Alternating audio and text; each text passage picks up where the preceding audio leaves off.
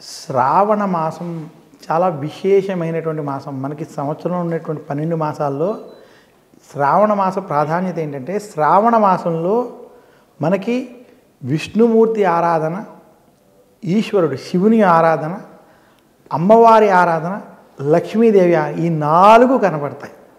అంటే మహావిష్ణు, మహాలక్ష్మి, శివపార్వతులకి సంబంధించినటువంటి నలుగురి యొక్క ఆరాధన కనపడేటువంటి మాసం శ్రావణ మాసం. శ్రావణ మాసానికి మనకి పురాణాలు ఏం చెప్పాయంటే, పౌర్ణమి రోజు శ్రవణ నక్షత్రం దగ్గరగా పౌర్ణమికి ఉండడం చేత ఈ మాసానికి ఆపారు. అయితే శ్రవణ నక్షత్రం శ్రీమన్నారాయణుడు విష్ణుమూర్తికి జన్మ నక్షత్రంగా, ఆయనకి ప్రీతికరమైన నక్షత్రంగా చెప్పబడింది. ఆయనకి ప్రీతికరమైన నక్షత్రం కాబట్టి లక్ష్మీదేవి కూడా ఈ మాసం ప్రీతికరమై వరలక్ష్మీ వ్రతం వంటివి ఈ మాసంలో మనం చేసుకోవడం ఉన్నాయి.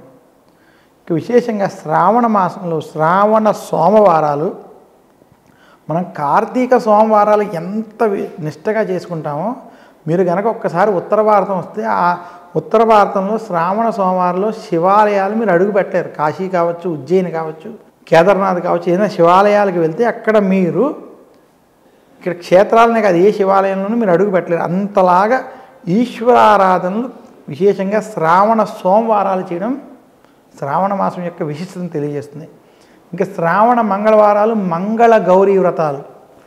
మంగళ గౌరీ వ్రతాలు ఎవరైతే జీవితంలో సౌభాగ్యం కావాలి, నాకు సమయానికి వివాహం అవ్వాలి, భర్తతో ఆనందంగా ఉండాలనుకునే ప్రతి స్త్రీ, ప్రతి ఒక్కరు, ప్రతి పురుషుడు కూడా భార్యతో సుఖంగా ఉండాలనుకునేటువంటి వారు మంగళ గౌరీ వ్రతాన్ని ఆచరిస్తారు.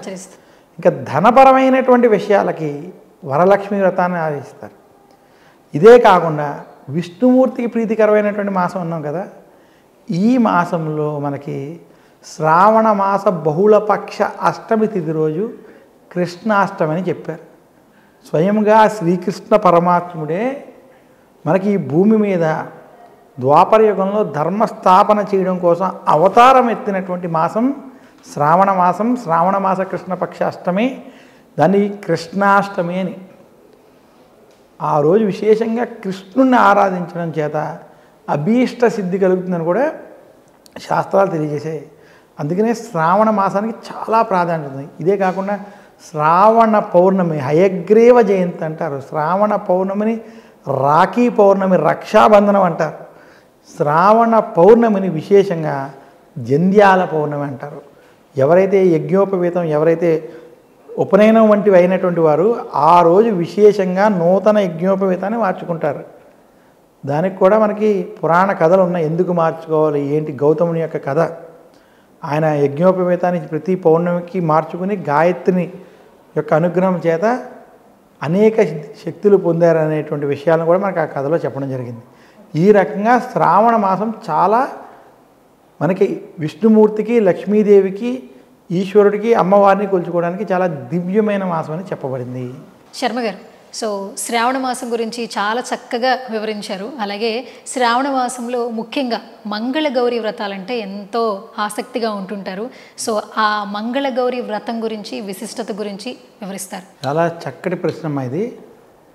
మనకి శ్రావణ మాసంలో మంగళ గౌరీ వ్రతం చాలా విశిష్టతతో కూడిన వ్రతం. ఎందుకంటే ఏ వ్యక్తి అయినా సరే విశేషంగా వారి జీవితంలో 2 గ్రహాల అనుగ్రహం చాలా ముఖ్యమని జ్యోతిష్శాస్త్రం చెప్తుంది. ఒకటి కుజగ్రహం, 2 గురుగ్రహం.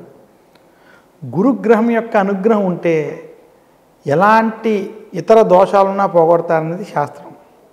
ఇక కుజగ్రహం యొక్క అనుగ్రహం ఉంటే వారికి జీవితంలో కష్టాలు ఉండవు అని కూడా శాస్త్రం చెప్తుంది. ఈ కుజగ్రహం యొక్క అనుగ్రహం సంపాదించడానికి చేసేటువంటి వ్రతాలలో విశిష్టమైన వ్రతం ఏదైనా ఉంటే అది మంగళ గౌరీ వ్రతం అని చెప్పబడ్డాయి.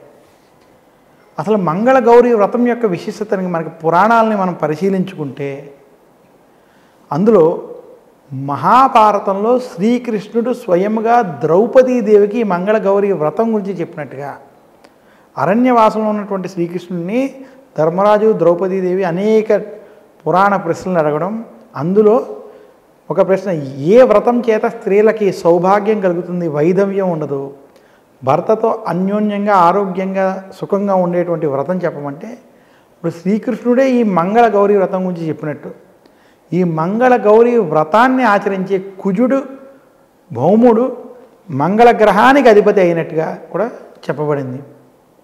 మనం ప్రతి సంవత్సరంలో ప్రతి మంగళవారం గౌరీదేవిని పూజించాలి. అలా కుదరని పక్షంలో శ్రావణ మంగళవారాలు కనుక మంగళ గౌరీని పూజిస్తే వారికి కుజదోషం, కాలసర్పదోషం వంటి దోషాలు ఉంటే ఆ దోష నివృత్తి అవుతుంది. చాలామందికి నాకు సమయానికి వివాహం కావట్లేదు, లేదా వివాహం అయ్యాక సమస్యలుండి ఈ బాధలు ఉంటున్నాయి, లేదా కుటుంబంలో ఏదో ఒక సమస్య వల్ల బాధపడుతున్నాం, రుణాలు పెరుగుతున్నాయి అనుకునేటువంటి వారు మంగళ గౌరీ వ్రతాన్ని ఆచరిస్తే వారికి ఈ దోష నివృత్తి అవుతుంది. అందుకనే మంగళ గౌరీ వ్రతాన్ని చాలా విశేషంగా మనం ఆచరిస్తాము. అయితే ఈ వ్రతంకి 5 సంఖ్యని ముడిపెట్టారు, 5 సంఖ్యతో చేస్తారు.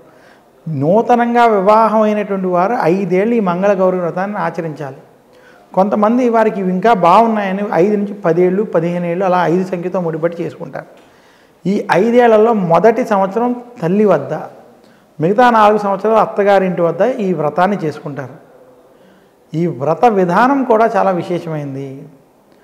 శ్రావణ మంగళవారాల్లో ఉదయమే తలస్నానం వంటివి ఆచరించి ఇంటిని శుభ్రపరచుకుని తోరణాలు వంటివి కట్టుకుని అమ్మవారి స్థాపన చేసి మంగళకరమైన వస్తువులు అంటే పసుపు, కుంకుమ, విశేషించి సుగంధ ద్రవ్యాలు, అలాగే పువ్వులు, పళ్ళు, వీటితోటే అమ్మవారిని అలంకరణ చేసి అమ్మవారిని విశేషంగా పూజిస్తారు. ఇలా అమ్మవారిని మంగళ గౌరీ వ్రతం చేసి పూజించినటువంటి వారికి కుజగ్రహం యొక్క అనుగ్రహం కలిగి గ్రహదోషాలు తొలగి సుఖశాంతులు కలుగుతాయి.